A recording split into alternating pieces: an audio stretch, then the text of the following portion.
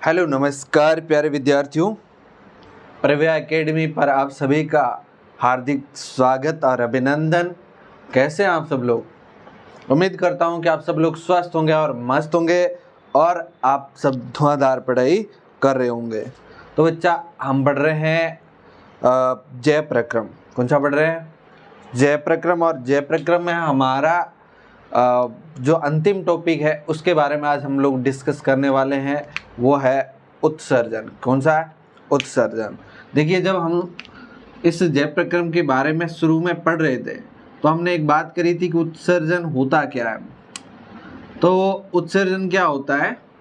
उत्सर्जन वह जय प्रक्रम है, उत्सर्जन वह जय प्रक्रम है जिसमें हमारे शरीर के अंदर बनने वाले अपशिष्ट पदार्थों को बाहर निकाला जाता है। क्या हमारे शरीर के अंदर जय प्रक्रम जब होता है तो कुछ अपशिष्ट पदार्थ बनते हैं जिनका हमारे शरीर में किसी तरह का कोई उपयोग नहीं होता है। उपयोग तो नहीं होता है, वो तो है ही है, लेकिन साथ में वो हमारे शरीर के लिए हानिकारक भी होते हैं। तो उन पदार्थों को हमें बाहर निकालना होता है, उसे हम उत्सर्जन बोलते हैं। उसे हम क्या बोलते हैं? उत्सर्जन। अगर हम बात करें, हमने शुरू से ही बात करी कि एक कोशिकीय जीव होते हैं ना, वो बहुत सिंपल होते हैं, उनमें किसी तरह का कोई लफड़ा नहीं है।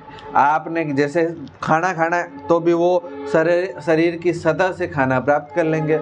अगर उन लोगों को मान लो श्वसन करना है तो भी वो अपने शरीर की यहाँ जो कोशिका की सतह है वहाँ से कर लेंगे। तो उत्सर्जन भी वो एक कोशिकीय जीव अपने शरीर की जो सतह होती है, कोशिका की सतह है, वहाँ से जो शरीर से उत्सर्जित पदार्थ होते हैं उनको शरीर से बाहर निकाल देते हैं। अब दिक्कत यह है कि बहुकोशिकीय जीव जो होते हैं उनमें किस तरह से उत्सर्जन होता है। तो देखिए, उनमें उत्सर्जन जो होता है उसके लिए एक बहुत विशिष्ट अंगों का एक तंत्र पाया जाता है जिसे हम क्या बोलते हैं? उत्सर्जन तंत्र बोलते हैं। उसे क्या बोलते हैं? उत्सर्जन तंत्र। उसे क्या बोलते हैं? उत्सर्जन तंत्र। और ये उत्सर्जन तंत्र क्या करता है?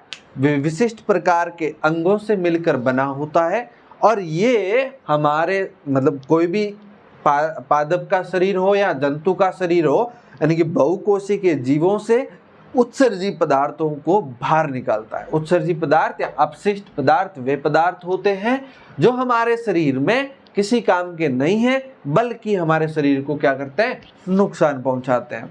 तो ये उत्सर्जित पदार्थों को बाहर निकालने के लिए एक तंत्र है। ठीक बात। अगर हम बात करें मानव में उत्सर्जन तंत्र, मानव में उत्सर्जन तंत्र, तो देखो मानव के अंदर उत्सर्जन तंत्र है वो बहुत सिंपल है। मानव के अंदर उत्सर्जन तंत्र, हमारे शरीर के अंदर उत्सर्जन तंत्र के रूप में जो तंत्र है उसमें आपने देखा होगा मुख्य रूप से पाई जाती है किडनी। इस तरह की दो किडनियां होती है, एक यहाँ पर, एक थोड़ी सी ऊंची, मान लो ये थोड़ी सी ऊंची है, ठीक है, ये दो किडनियां हैं। अब इन किडनियों से क्या होता है? इन किडनियों से कुछ जो है नलियां निकलती है। उन नलियों के बारे में देखो, यहाँ से एक नली निकलती है इस तरह की, ये इधर भी जाती है इसके अंदर, ये इसके अंदर भी जाती है और इसके अंदर भी जाती है, ठीक है। अब ये यहाँ से ऐसे नीचे आती है और ये इस तरह से, ये इस तरह से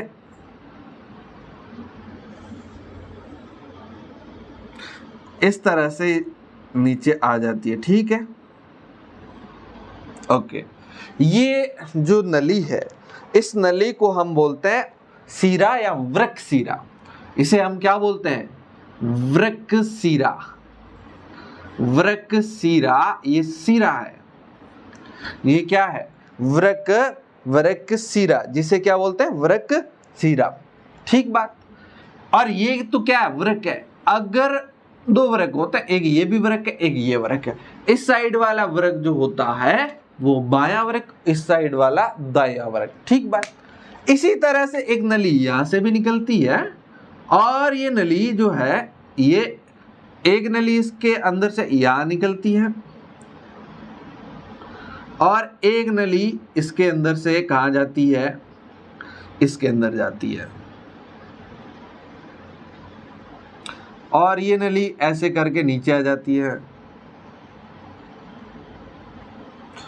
और ये यहां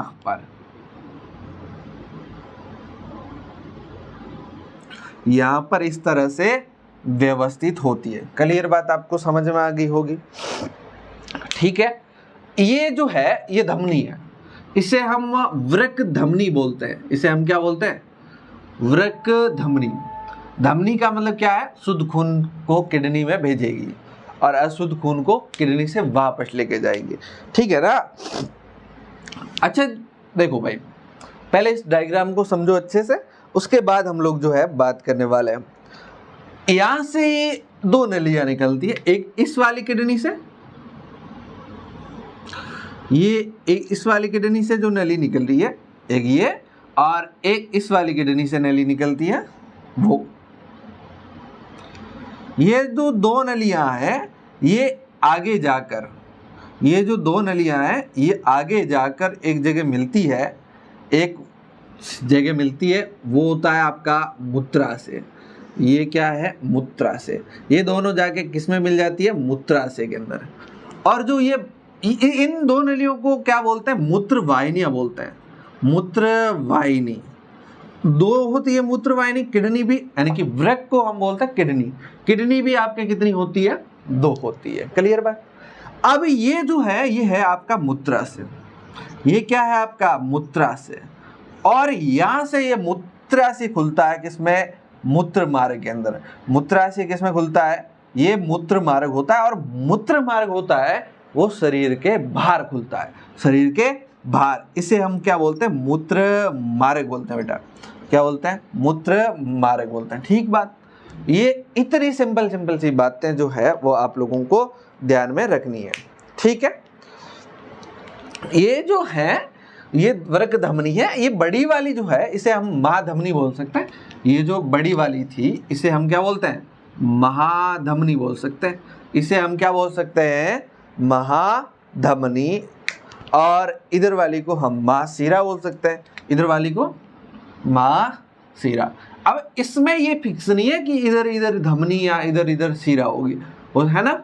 आपके बुक के अंदर इसका उल्टा लिखा हुआ है, तो आप वैसे भी लिख सकते हो कि जैसे बुक के अंदर, इसमें इससे फर्क कुछ भी नहीं पड़ेगा कि इधर वाली है इधर वाली है, उससे कोई नहीं। तो मान लो ये क्या है, वृक्क धमनी, वृक्क धमनी। इधर वाली को मान लो हमने लिख लिया वृक्क शिरा, और इधर वाली को हमने लिख लिया वृक्क धमनी। इससे कोई खास फर्क नहीं पड़ेगा। ठीक है, वृक्क धमनी।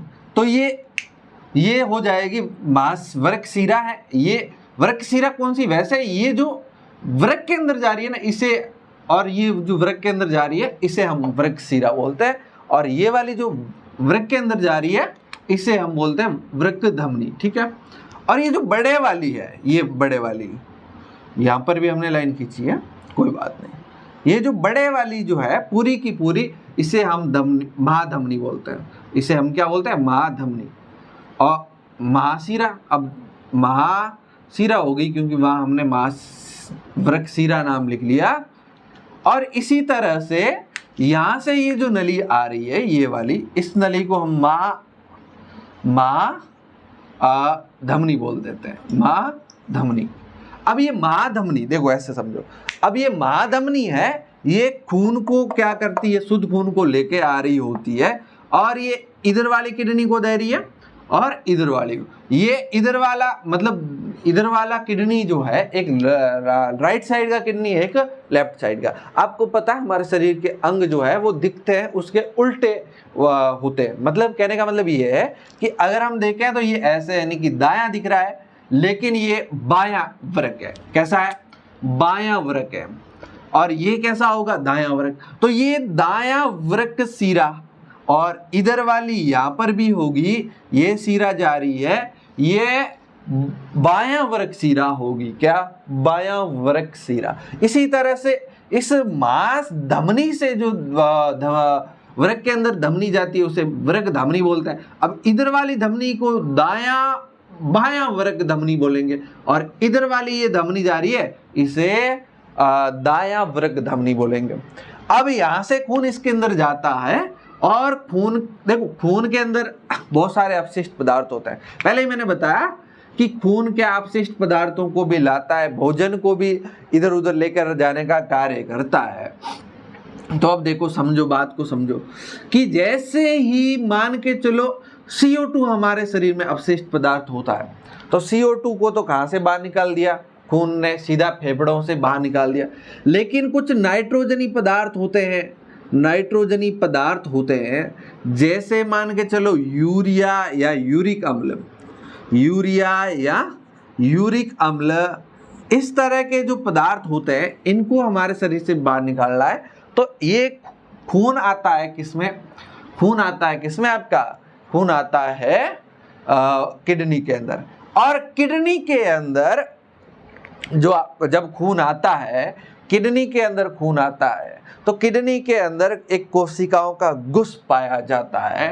कोशिकाओं का क्या, गुस, गुस का मतलब समूह, कोशिका का गुस, गुस का मतलब क्या होता है, समूह पाया जाता है। इसके अंदर बहुत सारी छोटी छोटी संरचनाएं होती है, इस तरह की इसमें भी संरचनाएं होती है। और ये संरचनाएं जो वृक्काणु कहलाती है, क्या कहलाती है, वृक्काणु। वृक्काणु को हम कहते हैं नेफ्रॉन, क्या कहते हैं, नेफ्रॉन। और ये जो नेफ्रॉन होता है ये वृक्क यानी कि किडनी की क्रियात्मक, सबसे छोटी क्रियात्मक इकाई होती है। इसी के अंदर जो आपका खून आता है वो साफ होता है।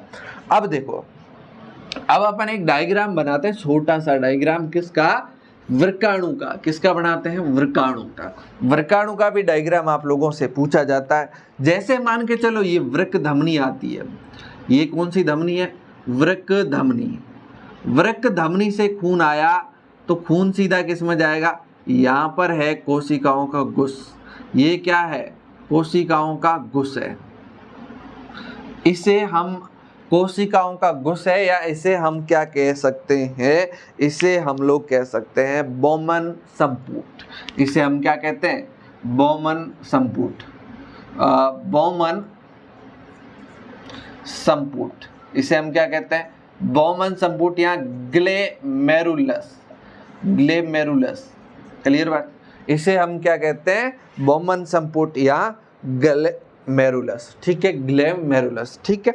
ये क्या होता है, कोशिकाओं का समूह होता है, ठीक है। अब देखो, यहां से एक तो वृक्क शिरा निकलती है, यहां से एक तो वृक्क शिरा निकलती है, ठीक बात। और एक आपकी जो है, एक यहां से कुछ नलियां निकलती है इस तरह से,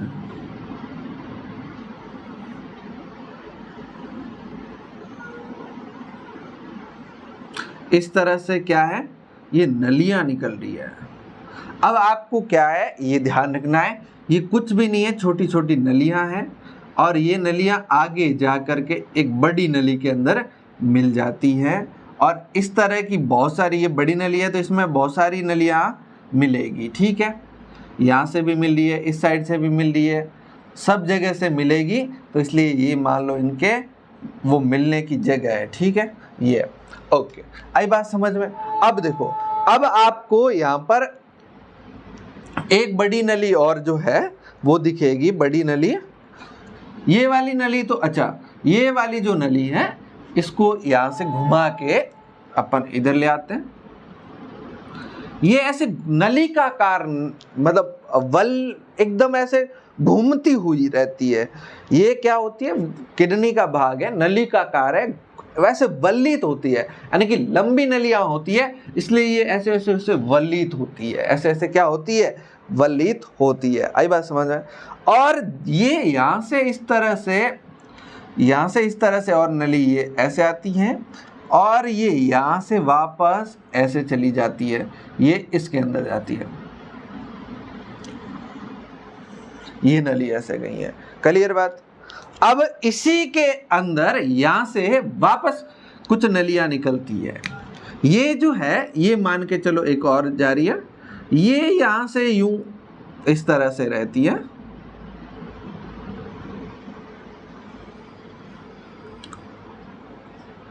ये इस तरह से संरचना इसकी और बनती है और ये ऐसे आपस में मिली रहती है। ये क्या रहती है? आपस में मिली रहती है, ठीक है ना।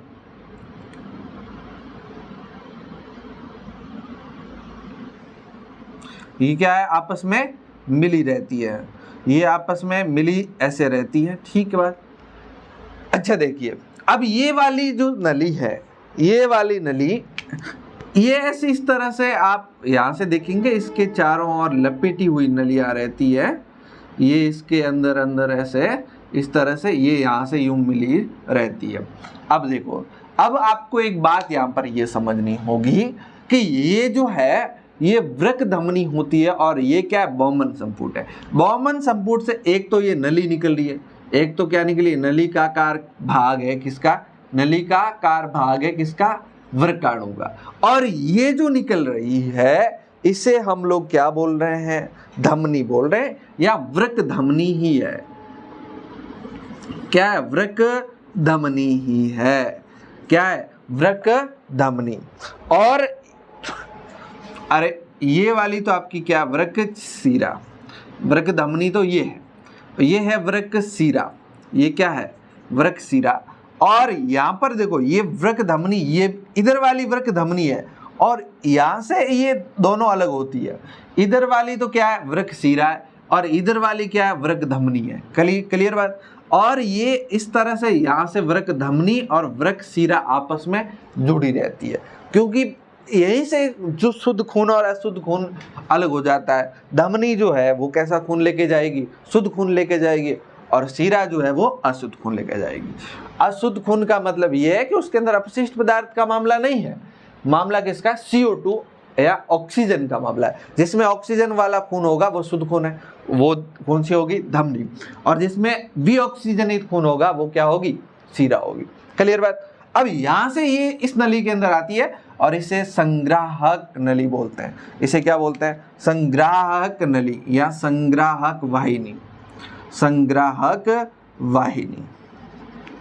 क्लियर बात। अब देखो, इस बात को क्लियर से समझने की कोशिश करना।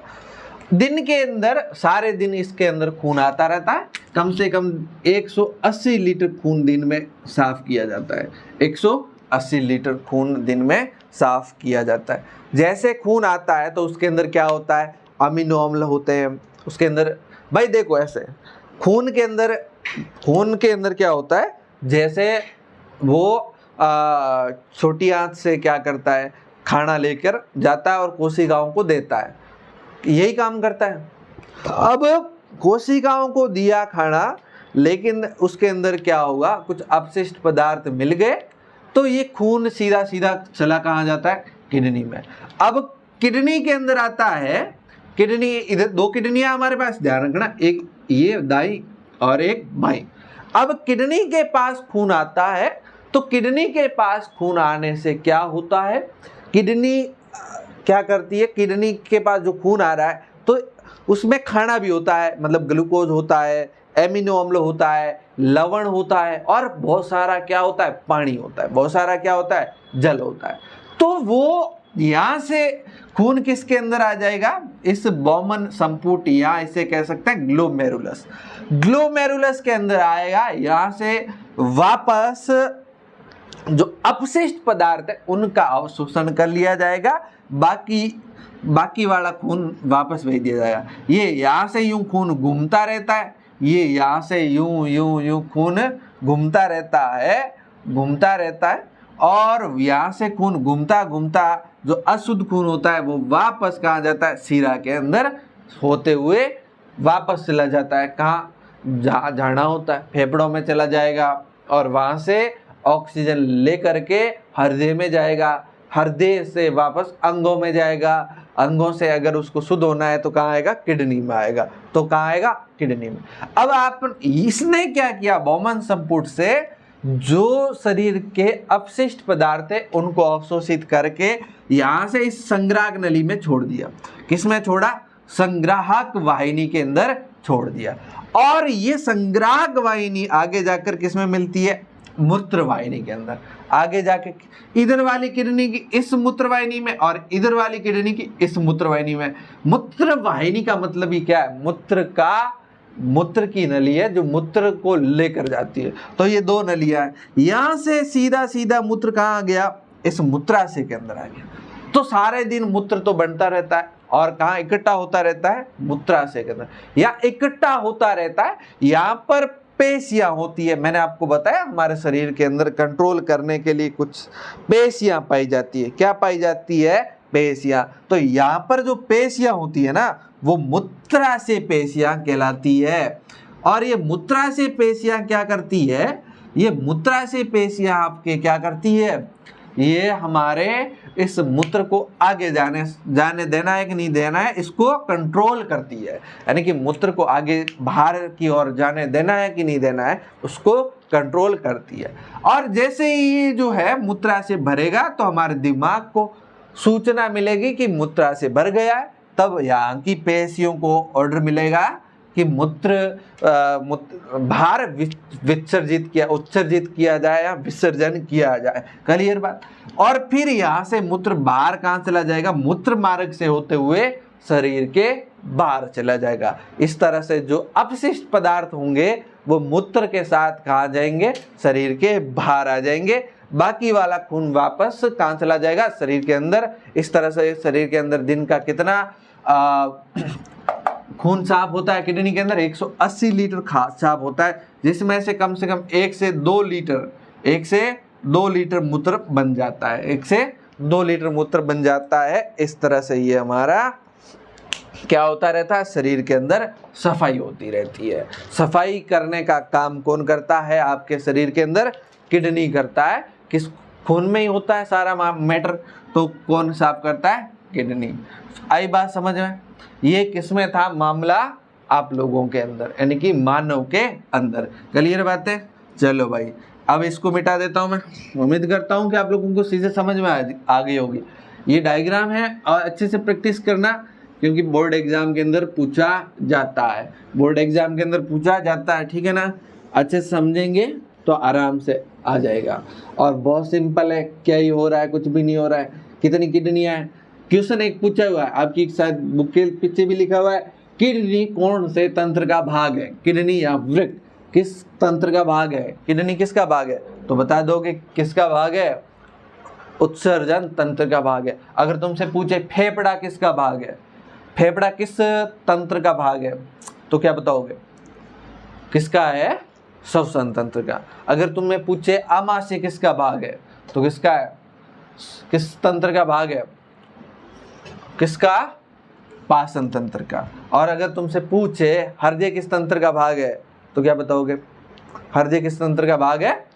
तो है वहन तंत्र का। ठीक है। अच्छा देखो, हमने मानव में बात कर ली, इसी तरह से अन्य जीवों में भी होता है, लेकिन अब हम बात करेंगे पादपों के अंदर उत्सर्जन। किसके अंदर? पादप के अंदर। पादपों में उत्सर्जन तंत्र। देखो, पादपों में कोई विशेष तंत्र वंत्र नहीं है। पादपों में क्या विशेष तंत्र वंत्र नहीं है। पादपों में कोई तंत्र वंत्र नहीं पाया जाता।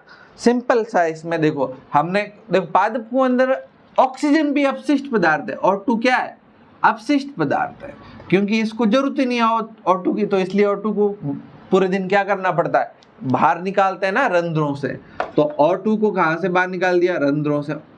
ठीक है। दूसरी बात, अगर मैं बात करूं, जल ज्यादा हो जाता है शरीर के अंदर, जल अगर अधिक हो जाता है तो इसको बाहर निकालने के लिए ये कौन सी क्रिया अपनाते हैं? वाष्पोत्सर्जन। तो ये भी तो क्या है? एक तरह का उत्सर्जन ही तो है। क्या है? जल ज्यादा हो गया तो इसको क्या कर दिया? शरीर के बाहर निकाल दिया। क्लियर बात? इसके अलावा अगर मैं तुमसे बात करूं, इनके जो कुछ उत्तक होते हैं वो मृत होते हैं। तो मृत उत्तक होते हैं या मृत कोशिकाएं होती है। उत्तक क्या होते हैं? मृत या मृत कोशिकाएं होती है। तो वहां पर कुछ भागों का क्षय हो जाता है, कुछ भागों का क्या हो जाता है? क्षय। भागों का क्षय का मतलब उनको खत्म वहां पर कर दिया जाता है। मृत भाग है, वहां पर इकट्ठा करके रख दिया जाएगा। ठीक है। इसके अलावा आप लोगों ने पढ़ा होगा कि जो पादप की कोशिकाएं होती है, कोशिकाओं के अंदर क्या होती है? रिक्तिका। क्या होती है, रिक्तिका। और रिक्तिका के अंदर एक तो भोजन संचित रहता है, क्या रहता है, खाना इसके अंदर संचित रहता है, और एक क्या रहता है, अपशिष्ट पदार्थ संचित रहते हैं। तो एक बात आपको समझ में आई कि अगर पादप के अंदर अपशिष्ट पदार्थ है तो वो कहाँ पर इकट्ठे कर लिए जाएंगे, पादप की रिक्तिकाओं के अंदर। कहाँ पर, पादप की रिक्तिकाओं के अंदर। इसके अलावा जैसे आपने नाम सुना होगा रेजिन या गोंद। ये जो गोंद या रेजिन वगैरह होते हैं, ये पुराने जो जाइलम है, पुराने जाइलम तो नाम सुना होगा, सुना ही तो है। पुराने जो जाइलम होते हैं वहां पर इनको इकट्ठा करके रख दिया जाता है, पुराने जाइलम के अंदर इकट्ठा करके रख दिया जाता है, ठीक है ना। और फिर ये बाहर भी आते हैं, आप लोगों ने देखा होगा, गोंद तो देखा ही होगा, बाहर भी निकल के आ जाते हैं। तो ये भी क्या है, अपशिष्ट पदार्थ। इसके अलावा जैसे कुछ अपशिष्ट होते हैं, कुछ अपशिष्ट जो होते हैं उनको कहाँ छोड़ देते हैं, ये अपशिष्ट। कुछ अपशिष्ट होते हैं उनको कहाँ छोड़ते हैं, ये मृदा के अंदर, आसपास की मृदा के अंदर छोड़ देते हैं। क्लियर बात। देखो आपसे पूछे पादपों के अंदर जो उत्सर्जन है वो कैसे होता है, तो पहली बात तो जैसे ऑक्सीजन अपशिष्ट होता है तो इसको रंध्रों के द्वारा बाहर निकाल दिया जाता है। ऑक्सीजन पूरे दिन पौधे बाहर निकालते रहते हैं। दूसरी बात, अगर जल ज्यादा हो जाए तो ये कैसे, वाष्पोत्सर्जन क्रिया के द्वारा बाहर निकाल लेते हैं। कुछ इसके अंदर मृत कोशिकाएं होती है या जो मृत उत्तक होते हैं, तो उन उत्तकों के द्वारा कुछ भागों का क्षय कर दिया जाता है। इसके अलावा पादप कोशिकाओं के अंदर रिक्तिकाएं होती है जो कि सब बहुत बड़ी बड़ी होती है, उनके अंदर अपशिष्ट पदार्थों को संचित करके रखा जाता है, और ये भोजन को भी संचित करके रखती है, ठीक है। इसके अलावा ये रेजिन या गोंद है, इनको इकट्ठा करके कौन रखते हैं, पुराने जाइलम रखते हैं। इसी तरह से कुछ अपशिष्ट पदार्थों को मृदा के अंदर ऐसे ही छोड़ दिया जाता है, ठीक है, आसपास छोड़ दिया जाता है। आई बात समझ में। ये बातें तो थी हमारे उत्सर्जन के बारे में। देखो एक बात और आप लोगों को ध्यान रखना है, जैसे मान के चलो तुम हो, तुम नहीं, कोई भी व्यक्ति है, उस व्यक्ति की क्या होगी, किडनी खराब होगी। तो क्या हो गया, किडनी हो गई खराब। तो अब क्या किया जाना चाहिए, तो किडनी खराब हो जाती है तो उसके लिए उसके शरीर से अपशिष्ट पदार्थों को बाहर निकालने के लिए बाहर से कृत्रिम वृक्क का उपयोग किया जाता है। किसका, कृत्रिम वृक्क। कृत्रिम वृक्क यानी कि कृत्रिम किडनी, जिसे क्या बोलते हैं, अपोहन बोलते हैं। क्या बोलते हैं, अपोहन, अपोहन बोलते हैं। अपोहन या कृत्रिम वृक्क आप लोगों ने नाम सुना हो या नहीं सुना हो, लेकिन इसका नाम एक और प्रचलित है, डायलिसिस। डायलिसिस, डायलिसिस जो होता है, ये डायलिसिस जो है, इसमें क्या होता है, व्यक्ति की अगर किडनियां काम नहीं कर रही है तो एक बाहर मशीन लगाई जाती है और उस मशीन के द्वारा शरीर के अपशिष्ट पदार्थों को बाहर निकाल दिया जाता है, अलग कर दिया जाता है। और ये डायलिसिस व्यक्ति की मतलब जब तक किडनी खराब होती है तो एक दिन या दूसरे दिन तो कम से कम एक बार डायलिसिस करनी ही पड़ती है, नहीं तो शरीर के अंदर सारे अपशिष्ट पदार्थ इकट्ठा हो जाएंगे। और मैंने आपको पहले ही बताया, ये अपशिष्ट पदार्थ हमारे शरीर में काम के तो नहीं है, वो तो ठीक बात है, लेकिन ये हमारे शरीर को नुकसान पहुंचाते हैं। तो इस वजह से कृत्रिम किडनी जो होती है वो उसके द्वारा यानी कि डायलिसिस क्रिया के द्वारा, डायलिसिस होता है उसके द्वारा, आप लोगों ने आपकी बुक के अंदर एक डायग्राम भी दिया हुआ है, वहां से क्या करते हैं, ये खून को लेते हैं, एक नली से खून को लेते हैं और खून को साफ किया जाता है, फिर दूसरी साफ खून को दूसरी नली से शरीर के अंदर डाल दिया जाता है। क्लियर बात, ये क्या होता है, डायलिसिस। इसलिए अगर आपको पूछे डायलिसिस क्या होता है तो ये कृत्रिम वृक्क है, किसके लिए, जिनकी दोनों किडनियां खराब हो जाती है। हमारी एक किडनी अगर सही है तब तो कोई दिक्कत नहीं है, एक खराब हो गई एक सही है तो भी चल जाएगा, क्योंकि वो भी कर लेगी खून को साफ। लेकिन अगर दोनों ही खराब होगी तो इस मामले में आपको डायलिसिस की आवश्यकता पड़ती है, ठीक है। इसके अलावा एक होता है अंगदान। अंगदान का मतलब क्या होता है, अंगदान का मतलब ऐसे आपने सुना होगा रक्तदान, खून का दान करते हैं, यानी कि खून जो होता है खून है, अगर किसी व्यक्ति का खून कम पड़ गया तो दूसरे व्यक्ति का लेके खून उसके चढ़ा दिया जाता है। इसी तरह से इसमें भी यही होता है कि अगर किसी व्यक्ति का कोई अंग खराब हो गया, अगर किसी व्यक्ति का क्या हुआ, कोई अंग खराब हो गया, तो ये क्या करेंगे, उस दूसरे व्यक्ति का अंग लेके चढ़ा सकते हैं। जैसे मैंने बात करी, अगर किसी व्यक्ति के दोनों किडनियां खराब हो गई और उनका कोई किसी व्यक्ति की 2 किडनियां हैं, तो मैंने ये भी बताया कि एक व्यक्ति एक किडनी पे जिंदा रह सकता है, एक किडनी से उसका काम आराम से हो जाएगा। तो वो चाहे तो उसकी एक किडनी उस व्यक्ति को दे सकता है जिनकी दोनों किडनियां खराब है। अब वो एक किडनी उसको दे रहा है ना, तो ये क्या होता है, अंगदान होता है। तो ये अंगदान जो होता है, ऐसे कुछ अंग होते हैं उनका हम जिंदा रहते हुए भी हम दान कर सकते हैं।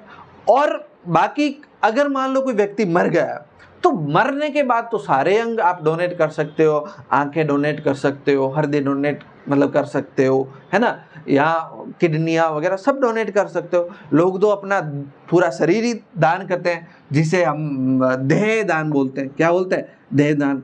इससे कुछ अंग जो काम के होते हैं, जो किसी व्यक्ति के लग सकते हैं, तो उनको व्यक्ति के अंदर लगा दिया जाता है, वरना व्यक्ति की बॉडी रहती है, उस बॉडी पर रिसर्च किया जाता है। जो मेडिकल के स्टूडेंट होते हैं वो पढ़ भी लेते हैं, समझ लेते हैं, प्रैक्टिकली रूप से देखते हैं कि भाई साहब किडनी कहाँ है, फेफड़ा कहाँ है ना, आमाशय कहाँ है, छोटी हाथ कहाँ है, ये सारी चीज़ें देखते हैं। तो ये बात है, ठीक है ना। तो इसी टॉपिक के साथ हमारा ये पूरा का पूरा चैप्टर क्लियर हो जाता है, समाप्त होता है। अगर आप लोगों के पूरे चैप्टर से किसी तरह के कोई डाउट्स हैं तो आप हमें ज़रूर पूछिए। हमारे नंबर पे आप मैसेज कर सकते हैं, कमेंट कर सकते हैं, या हमारे पर वह एकेडमी के ऐप पर जो है मैसेज कर सकते हैं। उसके साथ ही दोस्तों, अभी एग्ज़ाम है, टेस्ट हैं, अगर आप मेरे को बताइए कि कौन कौन से चैप्टर आपके टेस्ट में आ रहे हैं, उस चैप्टर के हिसाब से भी अगर आप चाहें तो हम क्लास लगा लेंगे। अभी हमारा नया चैप्टर स्टार्ट होगा तो आपके कमेंट आएंगे, तो उस हिसाब से या आपके मैसेज के हिसाब से हम लोग स्टार्ट करेंगे। उसके साथ साथ दोस्तों, अपने सारे दोस्तों के साथ भी शेयर किया करो ताकि वो भी पढ़े, ठीक है ना। तो आपसे ये उम्मीद करता हूँ कि आप शेयर करेंगे, वीडियो लाइक करेंगे और कमेंट करेंगे कि मज़ा आ रहा है कि नहीं आ रहा है। चलिए, थैंक यू सो मच, आप हमसे जुड़े, इसके लिए आपका बहुत बहुत शुक्रिया। ऐसे ही मस्त पढ़ते रहिए और आगे बढ़ते रहिए। Thank you.